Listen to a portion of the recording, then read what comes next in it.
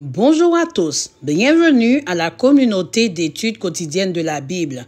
Nous allons partager ensemble la méditation quotidienne au féminin tirée du livre Vertueuse écrit par Monica Diaz ce vendredi 12 avril 2024. Être vraiment riche. Mon rêve est d'avoir beaucoup d'argent pour pouvoir vivre tranquillement comme les pauvres.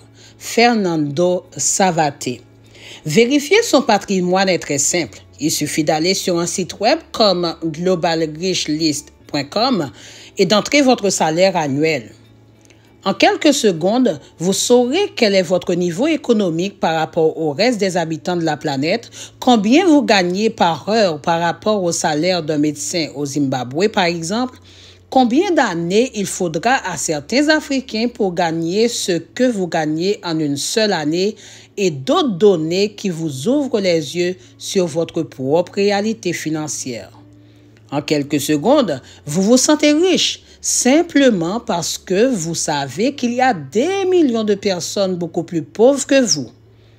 Et en quelques secondes également, vos yeux s'ouvrent sur votre propre réalité spirituelle lorsque ce même site web vous offre la possibilité de donner à une œuvre de charité ce que vous gagnez en une heure.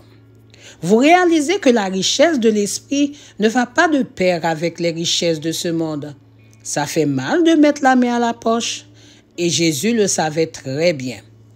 À propos, saviez-vous que si votre salaire est de 1200 $ par an, vous faites partie des 52 des personnes les plus riches du monde par niveau de revenu? Cela donne à réfléchir, n'est-ce pas? En tout cas, cela m'a amené à la conclusion qu'il y a un grand paradoxe dans cette histoire de richesse. Si la richesse par niveau de revenu peut être objective, car basée sur des paramètres mesurables, la richesse d'esprit et le niveau de bonheur dans la vie sont totalement relatifs. Saviez-vous que Jésus parlait davantage d'argent que, disons, de paradis ou d'enfer? Intéressant.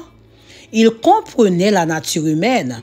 Il savait que nous réfléchissons beaucoup à la manière de gagner de l'argent, d'économiser, d'investir ou de dépenser. Et il avait beaucoup de choses à nous dire à ce sujet. La première chose était de nous faire comprendre que nous sommes les étendants des bénédictions que Dieu nous accorde, qu'il est le propriétaire de tout et que, dans sa générosité, il nous permet d'en profiter.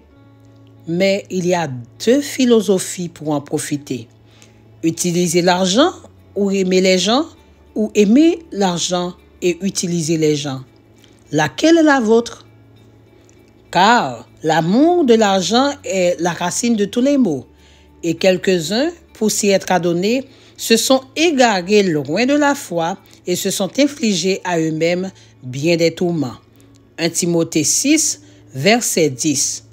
Bonne journée à tous. Au revoir.